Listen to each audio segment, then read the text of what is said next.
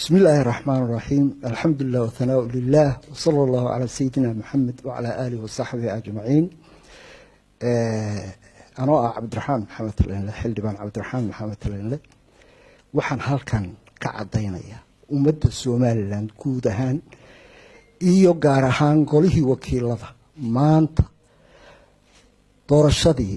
iyo codkii la qaaday ee aan saaxiibkay ku taaniyadeeyay Baasha Maxamed Cadde xaqiiqdii baa soo baxday laga bilaabo iminkoo aan idin la hadlayo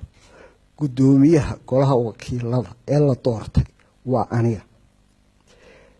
xaqiiqdeediina waan hayaa 39 xildhibaan ee codeeyay cidda ay u codeeyeen waa Cabdiraxmaan Maxamed Talyaale sidaa darteed Speaker of the House Somaliland waa aniga waxaan u sheegayaa saaxiibkay Baasha Maxamed Faarax oo aan tahniyadeeyay anoo lilaahinimo iyo daacadnimo waajibka ku gudanayay in arrintii isbedeshay oo isaga maanta looga baahan yahay xaqiiqda jirta